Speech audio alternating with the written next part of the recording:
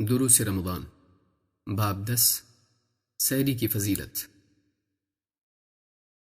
روزے کے آداب میں سے ایک ادب یہ بھی ہے کہ روزے دار اپنا روزہ شروع کرنے سے قبل یعنی طلوع سحر سے پہلے کچھ کھا پی لے۔ اسے سحور یا سحری کہتے ہیں۔ یہ اللہ تعالیٰ کی رحمت ہے کہ اس نے روزے کی بھوک پیاس اور کمزوری کے تدارک کے لیے سحری کو مشروع کیا ہے۔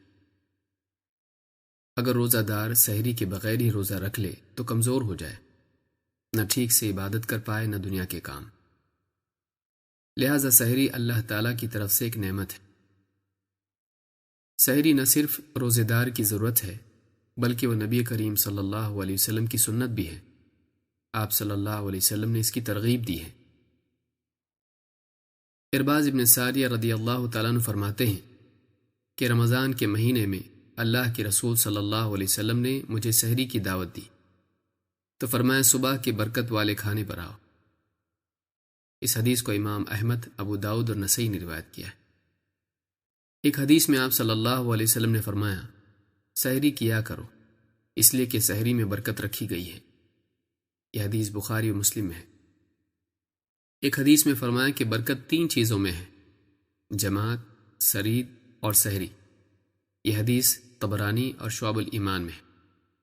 ایک صحابی فرماتے ہیں کہ میں اللہ کے نبی صلی اللہ علیہ وسلم کے گھر میں داخل ہوا تو آپ سحری کر رہے تھے۔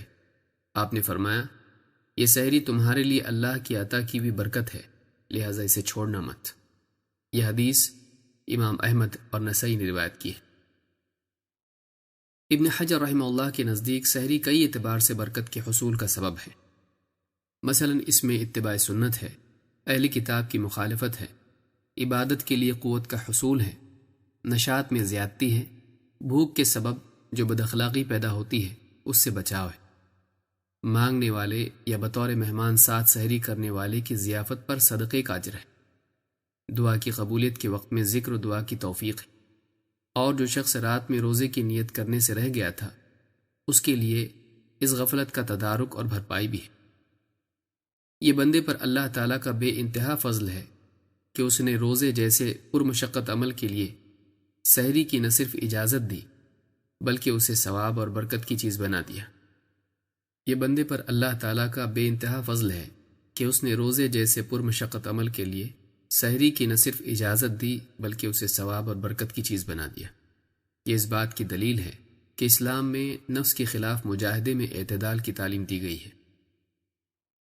اسی طرح اس میں اس بات کی طرف بھی اشارہ ہے کہ اسلامی احکام میں بندوں کی کمزوریوں اور ان کی ضرورتوں کی مکمل رعایت موجود ہے۔ سحری کی ایک اور فضیلت ہے، وہ یہ کہ سحری کرنے والا اللہ تعالیٰ کی رحمت اور فرشتوں کی دعائے مغفرت کا مستحق بن جاتا ہے۔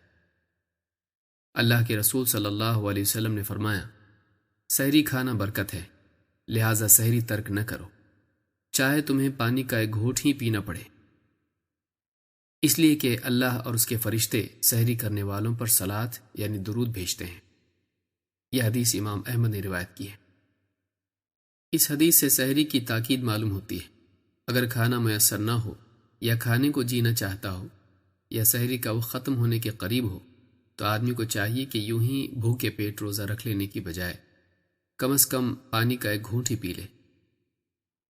حدیث میں ہے کہ سحری کرنے والوں پر اللہ اور اس کے فرشتے صلاۃ یعنی درود بھیجتے ہیں۔ اس کا کیا مطلب ہے؟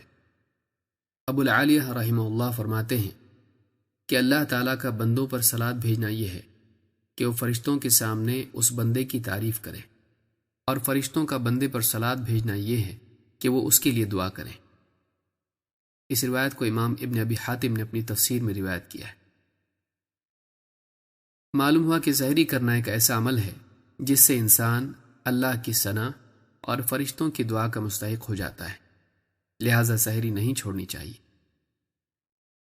سحری کی اہمیت اس بات سے بھی ظاہر ہوتی ہے کہ اس میں اہل کتاب کی مشابہت سے پرہیز ہے۔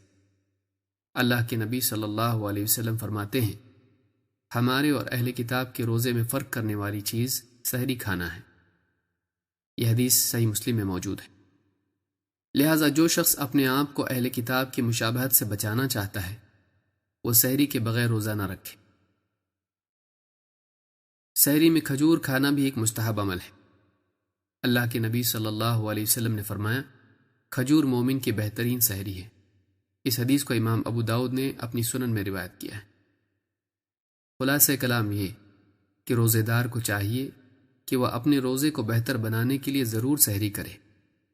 اس میں دن بھر کے کام کاج اور عبادات کے لیے قوت بھی ہے، اور اسی کے ساتھ سنت کا ثواب و برکت بھی ہے۔ سحری انسان کی ضرورت ہے۔ یہ اللہ تعالیٰ کی رحمت ہے کہ اس نے انسان کی ضرورت کو بھی اس کے لیے اجر و ثواب کا ذریعہ بنا دیا۔ سحری کھانا روزے دار کی ضرورت ہے، لیکن اگر وہ اتباع سنت کی نیت سے سحری کرے تو یہ کھانا بھی اس کے لیے اجر و ثواب کا ذریعہ بن جاتا ہے۔